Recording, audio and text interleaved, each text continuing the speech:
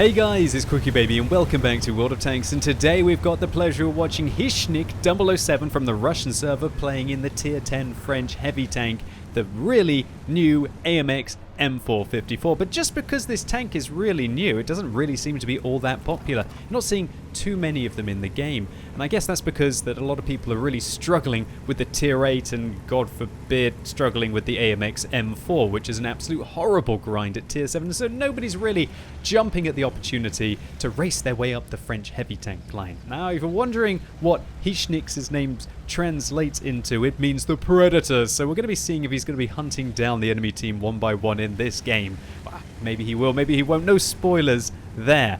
But basically the AMX 54, probably one of the weakest Tier 10 introductions, I think, since the Tier 10 Tier 10 Chinese tank destroyer was put into the game.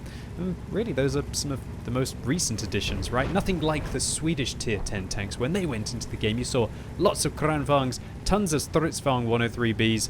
I have to admit, you saw lots of Super Conquerors when they came into the game, of course, but the French really understated with their advance in World of Tanks. And that's because this vehicle is kind of a one-trick pony in a way.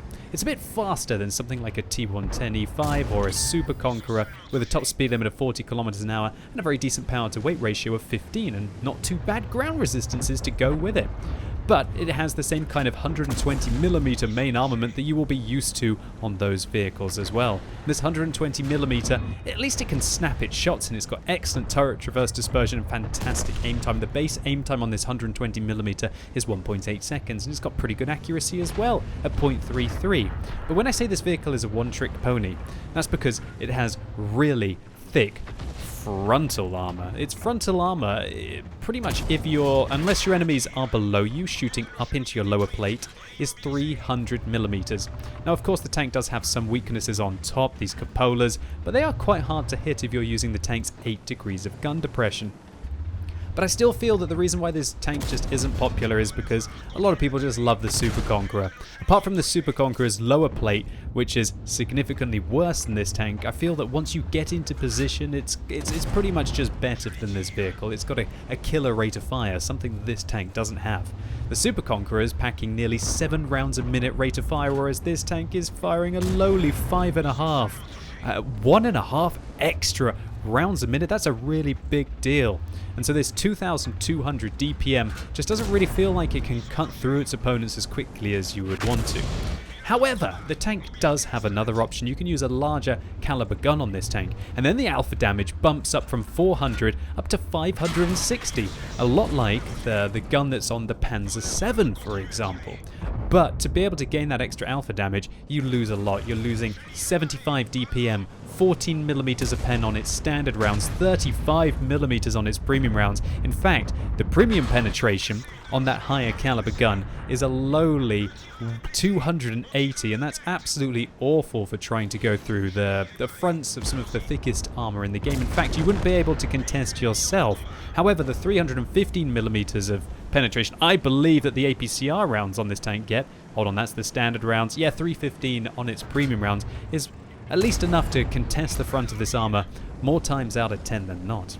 You're also losing aim time, although the aim time doesn't become too bad. The aim time on a large caliber gun like that only becomes 2.2 seconds, and so even that 560 alpha does feel very significant. You can still snap the shots in, irrelevant of what gun you choose, but of course the 120mm able to do it just a little bit better. Accuracy as well, and you lose a huge amount of shell velocity as well on the gun. 200 meters on the standard rounds and 500 meters on the premium rounds, well, thereabouts. And so I guess Predator here is deciding that he is going to do better with the 120mm than he is with the larger caliber gun, and I guess, well, maybe he's got both of them, or alternatively this is the first one you get on the tank, and so I think it's a bit weird that, you know, the first gun that you get is arguably the most competitive gun.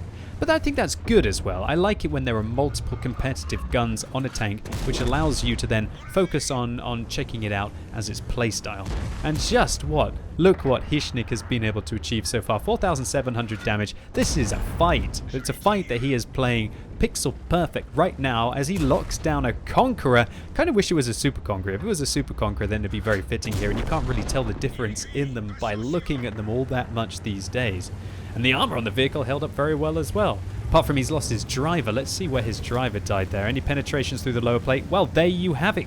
When your opponents are aiming down at your lower plate is very strong on this tank. And that's really what catches a lot of people by surprise on this vehicle. It's really only the side armor that you have to worry about, and arguably if they manage to get the cupolas on top of the tank, but the side profile is awful. One thing I should stress about this vehicle is as soon as it angles like this, just shoot the side plate here. Even angled like this is an easy penetration, and it is not that thick. Wow, certainly the Predator here as he pulls forwards and finishes off that IS-3, forcing him back into the garage to go pick another tank. So 4 kills now, 5,300 damage, and 3,000 tracking / spotting. Well, that's a great result for the first 6 minutes of this game. Now, I have done a full tank review on this vehicle, and you'll know that during that tank review, I didn't really clearly say that the 120mm gun was all out better. I had 2 fantastic games, irrelevant of the caliber of gun that I was using on the tank. Nevertheless, I still feel that when I do get this tank, and I'm having a lot of fun, by the way, with the Tier 9. The Tier 9 is so much better than the Tier 8. So, ladies and gentlemen, if you're struggling your way through that AMX 65T, I believe that's what it's called, the Tier 8 French heavy tank, then don't worry too much because the Tier 9 is utterly amazing. I have got some footage on that tank, and I was thinking, well, shall I do a tank review this early on into playing it? But I like to at least get about 50 games or more in a vehicle before I do a tank review. Unless it's a preview. If it's a preview, I'm just going to probably get the footage out as quickly as I can for you, ladies and gentlemen. But when it's a review, I want to have at least a well-rounded opinion of the vehicle. And I think one of the big problems for me on that Tier 9 is I haven't really tried it with the other gun yet. Especially the Tier 8 as well. That's why I'm holding back my review on the Tier 8 French heavy tank until I have the larger caliber gun on that, because I played it through with the 100mm, and I think that's probably, again, the best choice on the tank, at least for my kind of playstyle. Anyway, Hishnik, having cut through the middle of the map now, is going to find himself in front of the AMX 30B, who does manage to penetrate him there as he came around that corner, shoots him right in the track, 340 damage. Now he's down to 1,087 hit points. That's not too bad, but the lower that he gets, the more likely it is for those horrible artillery rounds to enter through the side of this vehicle, and I'm not even exaggerating when I say that. This tank has 60mm of side armor, 80mm on the side of the turret, and it's so flat and huge that artillery really poses me a problem when I play any of these French heavy tanks, and especially this one. If you're not getting hit flush in the front of the vehicle and it's splashing over, then you're not going to have a good day. Oh, there you go. There's the aim time and the pretty good accuracy there of the 120mm, able to shut down the Tier 9 German medium tank, and changing a 2 versus 5 situation now into a 2 versus 4. And I tell you what, Hishnik is going to have some real good synergy with the M40-43 on his team here. We're going to have to see how that works out for him. So what should he be thinking right now? Well, clearly, ST1 spotted up north. WZ-121 was hiding, you can see, just on the edge of the map there, camping in this location, probably getting shots out along here, and anything that also decided to work, especially when people try to poke this corner, and when they sometimes poke that corner, that's an easy shot up there as well.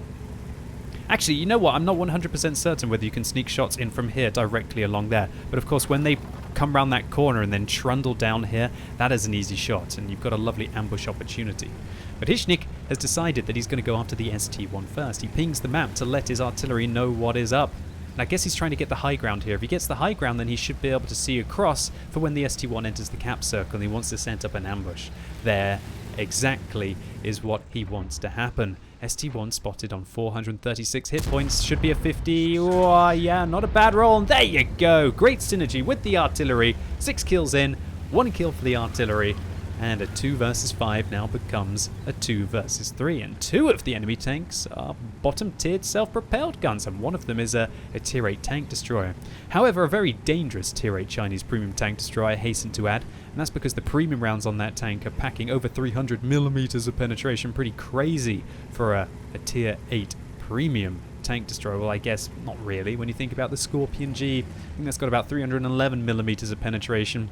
I think everybody knows that, right? All those Scorpion Gs dumping in those 490 Alpha. Well, the Tier 8 Chinese premium tank destroyer, the WZ-121, is not much less on the Alpha stakes, down to 440. That means that he's just got to watch out for the artillery looping in shells. And the reason why I stress about the premium rounds on the WZ-121 FT, and that's because the frontal armor on this vehicle is about 300 millimeters. But if you're aiming down on the upper plate, it's going to be an easy pen with 300. Well, not an easy pen, but a reliable pen.